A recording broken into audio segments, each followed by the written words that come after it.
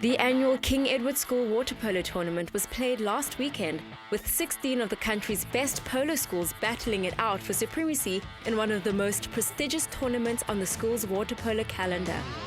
In the first of the quarterfinals, St. John's narrowly managed to qualify after they met with a strong Paul Roos.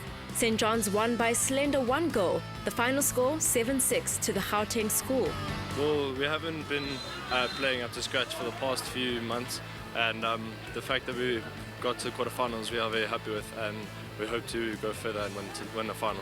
This year was our first year, so we trained hard for the tournament. I think so far we started well. We did well against JP.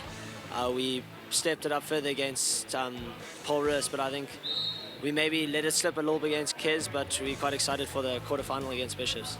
Bishops Waterpolo has grown immensely. For this year, for the first time, most of the team, I'd say 90% of the team, actually plays men's league waterpolo at night.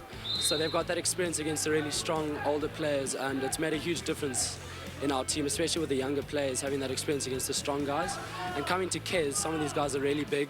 So I think we've definitely prepared well enough, and we're doing quite well so far. We made it into the quarterfinal, and we've got a big Cape Town derby against Redham coming up, and we're hoping that it goes our way. Game 2 saw the battle of the Cape schools when Redham took on Bishops. The Constantia-based side were too strong for their southern suburb peers, defeating them by 8 goals to 4. Next up were two favourites, Clifton and Grey PE. The KZN side would be too strong for their Eastern Cape rivals. The final score in this fixture, Clifton 11, Grey High 10. We faced a lot of local competition, with St Andrews and Selborne and that, and in the past it never used to be like that, so it's always good, to have stiff competition, because that brings the best out of you. And with our new aquatic centre being built at Grey as well, water polo's on the rise in the Eastern Cape, not just at Grey. And in the final knockout game in the cup competition, St Stithians would take on Sax. Once again, the two teams were evenly matched, and it would take a single goal to decide the fate of these strong sides. In the end, Saints would see off the challenge of their Cape rivals, winning this matchup 9-8. Well, our group, I think we had probably one of the harder groups. We had Grey PE, Port Elizabeth, very good, strong side, and then we had Sax from Cape Town, also very strong, very experienced side.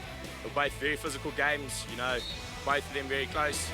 In the first of the semis, St John's came out firing, banging in 10 goals against Giants Clifton. The KwaZulu-Natal side only managed 7 goals in reply to the onslaught from St John's, and would go down fighting with a final score of 10-7. This morning's semi-final was very, very tight. It was one of the tightest games I've ever seen. As a team, we started off very slow. The other team was on top of us most of the time, 2 goals up, but then we really showed some guts at the end, and we pulled through in extra time to win by 3 goals. Then it was the turn of St Stithians and Redham House, both unbeaten to this point. Unfortunately for Redham, St Stithians were stronger on the day and sent them packing with a 10-8 lesson in waterpolo goal scoring, which meant that the final would be an all-Gauteng affair, with St Stithians taking on St John's. We've been training really hard for this tournament. We've been putting in the effort, we've been feeding the bodies right, and we've been training really hard. And to come out here, we've had a very good tournament, all the boys, and it's showed off, got to the finals, and it's been really good. The final was as epic as expected, with Saints going out to an early 3-0 lead in the first chukker before the St John's boys fought back hard to trail 4-3 at the halftime break. Saints stretched their lead to 7-4 in the second half, but ill discipline cost them as they lost their main shooter, who was rolled for violence. Another Saints goal took them out to what seemed like an unassailable 8-4 lead, but when their captain committed his 3rd major foul, Saints found themselves with their 2 top players out of the game.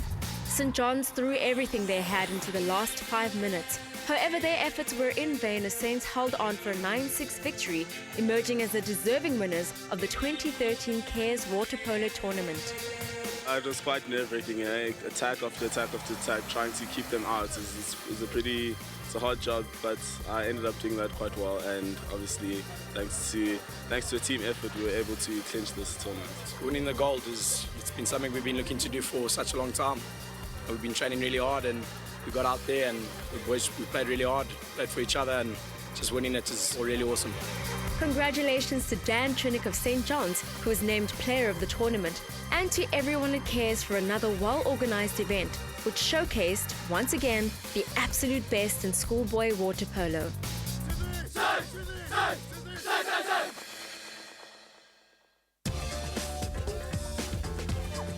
Expresso Youth Sport, brought to you by Deep Heat, warms pain away.